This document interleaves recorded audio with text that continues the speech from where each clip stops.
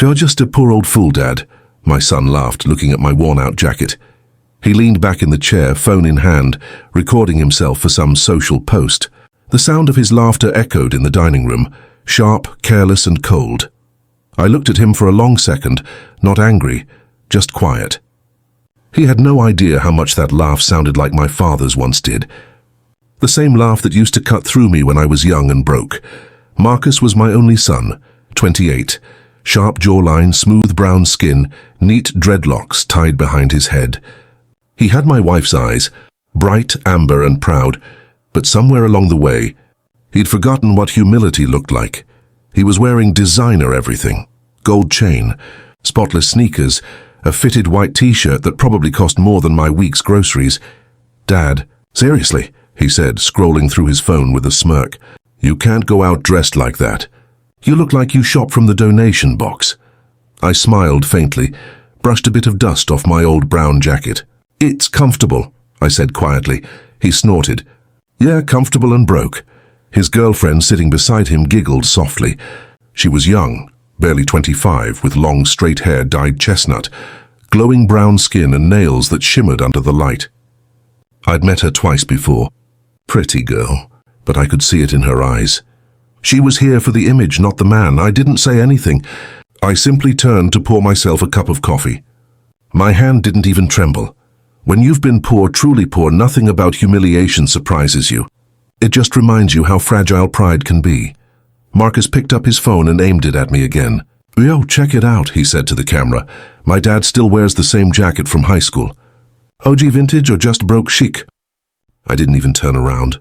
I just stirred the sugar in my coffee, slowly, quietly, until the sound of the spoon drowned his laughter. He posted it anyway. Within minutes I could hear the buzz of notifications. I sat down across from him. The wooden chair creaked under my weight. I looked him in the eyes and said, "You know, son, when you mock someone's clothes, you tell more about your heart than their wallet." He laughed again, rolling his eyes. "Whatever, Dad. You've been wearing the same thing for years. Maybe if you'd learned about money earlier, you wouldn't still be living like this." I smiled. It was a small knowing smile, maybe, I said. Or maybe I learned enough to never need to prove it. He didn't even hear me. He was too busy laughing with his girlfriend, showing her the comments on his post. When they left later that evening, I stood by the window for a while. The house felt old but peaceful. The same house I'd built with my own hands 30 years ago, brick by brick. My clothes were old. My shoes were scuffed. But my peace, that was newer than anything he'd ever owned. Still, that night something in me stirred. Not anger, not pride. Just an urge to remind him where he came from. So I went upstairs to the small study, brushed the dust off my old laptop, and powered it on. The screen flickered to life with a faint hum, like an old friend waking up. I hadn't opened that account in years. The one that held the life I'd built long before he was born. Marcus thought I was broke because I looked broke. He forgot the rule I'd learned the hard way. The richest people don't always dress like it. I logged in. The password came back to me like muscle memory. The screen loaded slowly. Then the numbers appeared. I stared at them in silence, sipping my coffee. 6 zeros after the first digit. And in that quiet moment I smiled again. The same smile I'd given him earlier. Only this time it meant something different. Tomorrow he'd learn what that smile really meant. I stared at the numbers on the screen. 6 zeros after the first digit. My old account. The one Marcus thought was empty. The one he laughed at. Had more than enough to make him choke on his own arrogance.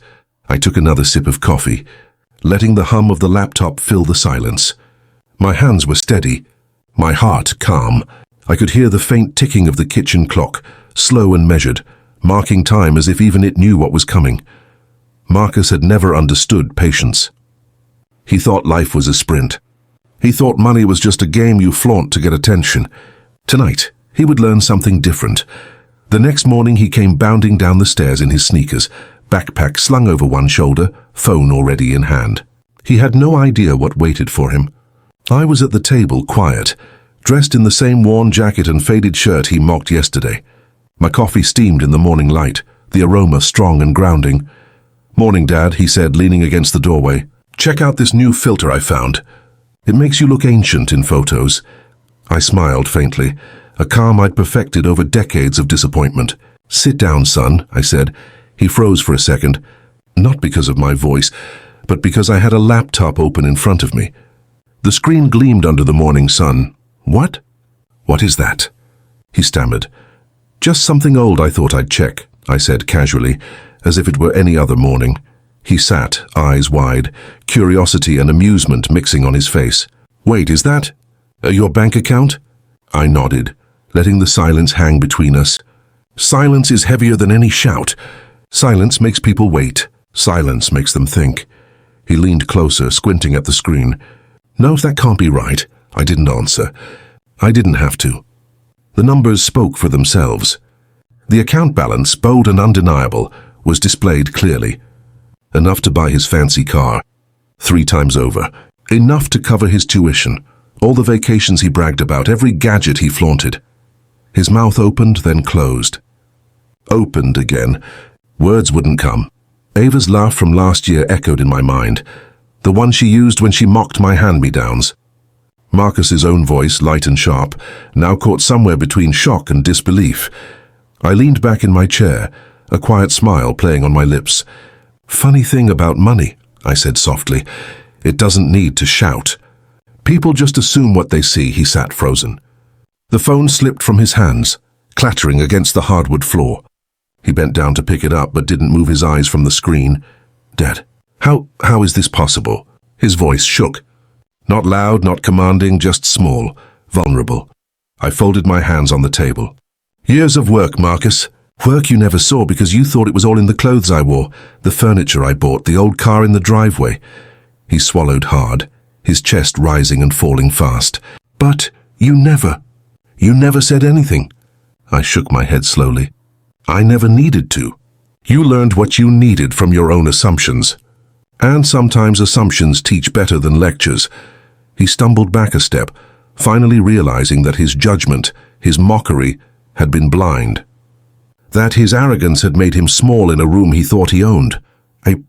I don't understand," he whispered, voice almost breaking. You're rich?" I nodded once. "Enough to remind you that wealth isn't always about what you wear. It's about what you build, what you hold, and sometimes what you keep quiet until the right moment." He sank into the chair across from me, silent, staring at the numbers like they were a foreign language. The shock wasn't just in the account. It was in the realization I had built a life he never noticed, a foundation he assumed was weak. I leaned forward, resting my elbows on the table. "Marcus," I said softly, "you mocked my clothes, my shoes, my old ways. But the real lesson is simple. Never judge the book by its cover. And never forget the hands that wrote it." He finally looked up, eyes wide, lips pressed tight, no words coming. His smirk from yesterday had vanished completely. I closed the laptop slowly, letting the sound of the click fill the room. Silence again. The kind of silence that makes you think, that makes the air itself heavy with realization. He tried to speak, but his throat was tight. I poured us both more coffee and just waited. Quiet. Watching. Marcus's pride had crumbled in 10 seconds.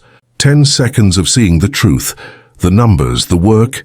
The legacy he had assumed was nothing, and for the first time in years, I felt the quiet thrill of knowing that the world, the judgment, and even my own child's arrogance could not touch me.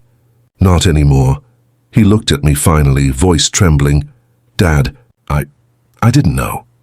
I just smiled again, not with anger, not with malice, just with the weight of someone who had been underestimated, and finally understood. Marcus didn't speak for a long time. He just sat, staring at the numbers on the screen like he'd walked into a mirror he didn't recognize. The room was quiet except for the soft hum of the laptop and the faint ticking of the wall clock. I poured myself more coffee, hands steady, and let him sit with it. The silence carried weight, heavier than any lecture, sharper than any yell. Finally he whispered, I can't believe this. How did you—" I shook my head slowly. "Years of work, Marcus. Years of building, saving, investing. Work you thought was invisible because it didn't need applause. Work you thought meant nothing because it wasn't flashy." He looked at me with a mix of awe and guilt, shoulders slumped. His designer clothes suddenly felt small on him. He had learned something in 10 seconds that I had been living for decades. You could have told me, he said, voice trembling. I could have, I said, but then you wouldn't have understood. You needed to see for yourself that the world doesn't owe you respect. You earn it even from me. His eyes filled with tears. Dad, I'm sorry. I never should have laughed at you or said what I did. I was wrong. I smiled softly, a quiet warmth in my chest. That's the first step. Understanding comes before forgiveness. We sat together for a long while. The coffee cooled. The light shifted through the blinds. Marcus's pride had crumbled completely, leaving only raw humility behind. He wasn't a boy anymore, but a man finally learning that life is about more than appearances. The next few days were surreal. He removed the video, apologizing publicly to everyone who had seen it. He called family and friends to explain what had really happened. And quietly, without show, he started asking questions about investing, about saving, about the life I had built so silently. He was learning not just about money, but about respect, about patience, about dignity. One afternoon he came to my study with a notebook. I want to understand everything, he said. I want to learn from you, Dad, not just about money. About life, I nodded. That's all I ever wanted. That's all anyone really needs to teach you.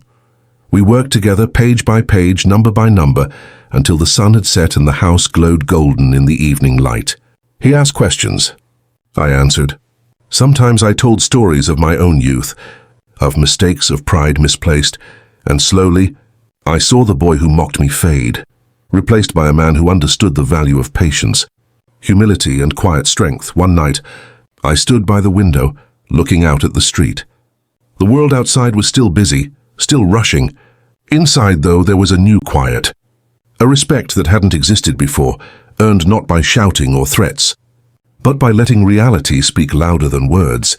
I whispered to myself, half to the room, half to the years of hard work behind me. Sometimes, silence is louder than anger. Sometimes patience teaches lessons that words cannot. And sometimes the greatest inheritance isn't money, it's understanding. Marcus walked by the window, pausing, his shoulders straighter, his face calmer. He glanced at me and gave a small, tentative smile, a sign he finally understood, and that night I realized something simple and true. Respect isn't demanded. It's quietly earned, and sometimes it arrives when you least expect it, in the exact moment the world shows you've been right all along. I leaned back in the chair, eyes soft, heart lighter, because the boy who mocked me had finally learned, and my quiet, steady smile was all the confirmation I needed.